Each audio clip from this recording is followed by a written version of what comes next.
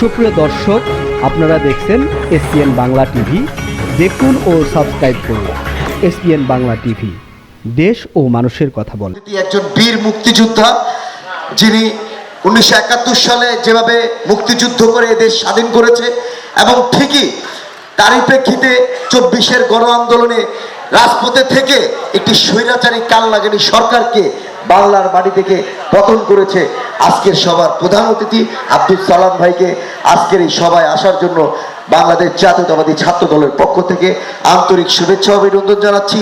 সেই সাথে আজকে যারা এই যে এত সুন্দর একটা আয়োজন করেছে বৃষ্টির দিনে, বিশেষ করে বাচ্চারা যারা অনুষ্ঠানের মধ্যে এত সুন্দর নাচ গান করেছে এবং পুরস্কার বিতরণের অনুষ্ঠান হচ্ছে, এই ছোট্টবেলা থেকেই আপনাদেরকে একটা কথা বলতে চাই বাচ্চাদেরকে, আমাদের নতুন করি, আপনারা জানেন নতুন করি দীর্ঘ 20 বছর এই নতুন করি অনুষ্ঠান স্বৈরাচারী শেখ হাসিনা করতে দেয়নি।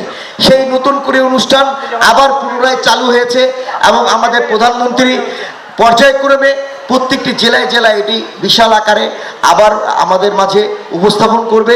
আপনারা সবাই সেখানে পার্টিসিপেট করবেন, অনুষ্ঠান করবেন, আয়োজন করবেন, এটাই আপনাদের প্রতি আমাদের বিনীতভাবে অনুরোধ থাকবে। কারণ একটি শিশুই মেধা বিকাশের প্রথম পর্যায়ে হলো এই শৈশবকাল। আপনার ছোটবেলা থেকেই একটি বাচ্চা আপনার সাংস্কৃতিক অঙ্গনে থেকে বড় হবে, এটাই আমাদের কামনা। তাই আপনাদের প্রতি আবারও এত সুন্দর একটি আয়োজন করার জন্য এবং বিশেষ করে আমাকে এখানে ডাকার জন্য আন্তরিক শুভেচ্ছা অভিনন্দন জানাচ্ছি। খোদা হাফেজ, বাংলাদেশ জিন্দাবাদ।